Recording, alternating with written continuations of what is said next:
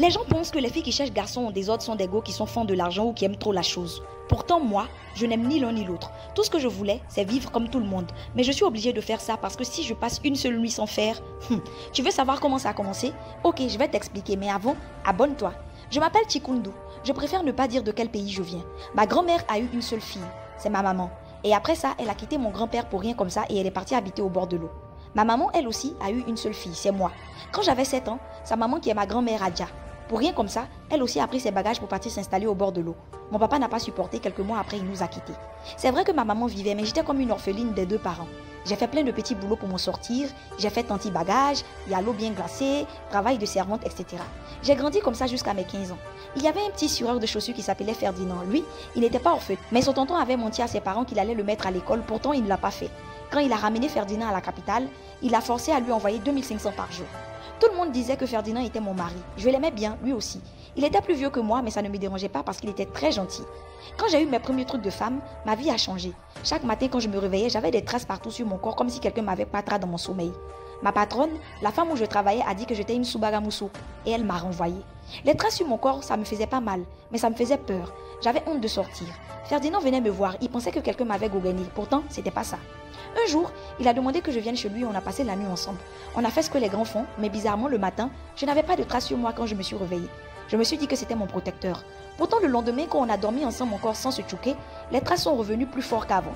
J'ai conclu que c'est quand je faisais la chose avec lui que ça ne venait pas. Mais Ferdinand avait économisé et il a pris la route du Maroc.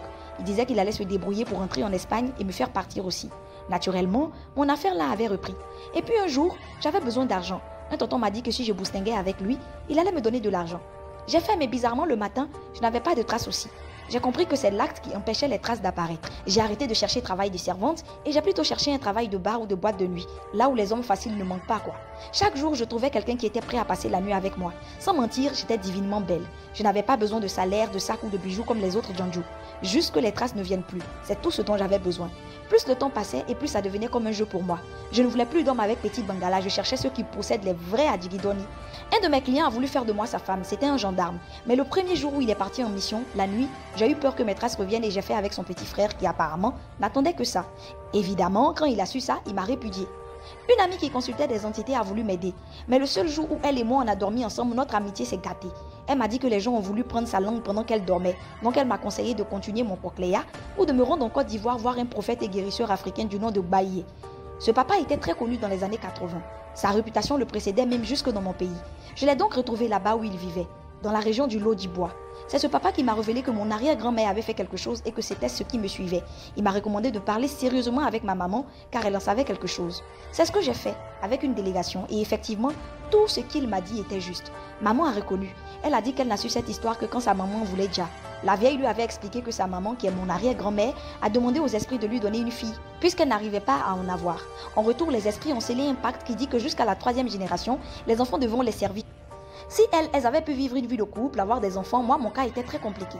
Je n'allais jamais avoir d'enfants et je n'allais jamais me marier. Ma vie, je devais la consacrer essentiellement à eux. C'est-à-dire, vivre toute seule au bord de l'eau et ne prier que ces entités, au risque de devenir ce que j'étais déjà, une poclée de waouh. Si tu ne connais pas les problèmes de quelqu'un, pardon, évite de juger la personne.